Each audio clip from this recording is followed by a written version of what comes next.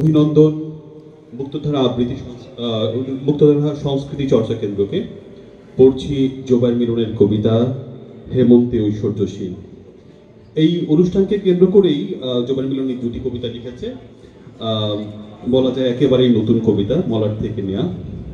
পড়ছি দেশের মানুষের মঙ্গল কামনা করে পড়ছি হেমন্তে ঐশ্বর্যশীল।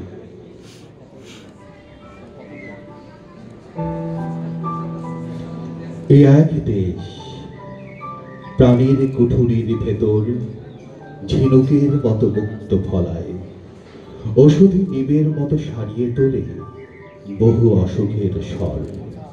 বুকের অতলে শিরশির করে বয়ে যায় স্রোতের কলতান, যেন অমীয় ছন্দের ধারা। এ এক দেশ, ঋতুর কৌটা থেকে হেমন্ত তার কপালে পড়েটি, অপরূপ দিয়তিমা হেলেন হেলেন তখন। অবসরে যেন ধান ভরা মাঠে, সোনালি ধানের গন্ধে চৌকাঠে, নতুন চালের ভাতের থালায় নিঃসীম সুখের গহর। এ এক দেশ, নদী ও ঢেউয়ের টান কণ্ঠে নিয়ে ফসলের আল দিয়ে হেঁটে যায় কিশোরী ষোড়শী শীতের আগমনী মেঘে। অনিন্দ লাবণ্য আঁকা মানচিত্র আমার, কার্তিকা গানের মোহর, আঁচল ভরা অঘ্রাণে প্রবল কুসুম।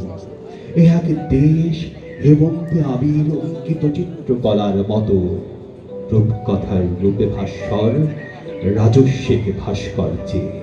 এ এক দেশ, এক দেশ, হেমন্ত ঐশ্বর্যশীল। যত দূর দেখি তত দূর তার সোনা রং সারি সারি, নতুন ধানে ভরে ওঠে তার উঠান এবং বাড়ি। কৃষকের মুখ সূর্যের মতো, কৃষাণীর বুকে আস, নতুন দিনের স্বপ্নে আঁকা স্বস্তিতে ভরা শ্বাস। পিঠাও পুলিতে নবান্ন হয়, উৎসবে মাতে সবে, অমলিন এক আনন্দ বয় উদয় বিনার রবে।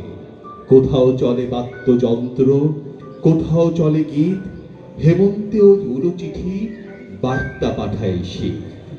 এ এক দেশ, স্বরছন্দে তার স্বররূপ জেগে ওঠে, শিশির বিন্দুর মতো স্বচ্ছ পবিত্র পয়গম।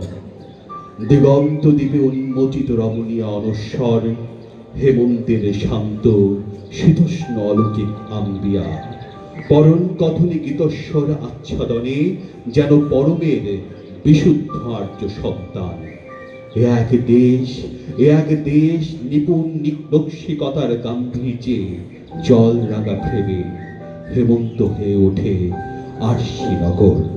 এ এক দেশ, এক উৎসবের দেশ, নতুন ধানের গন্ধে হেমন্তের আবির মাখা।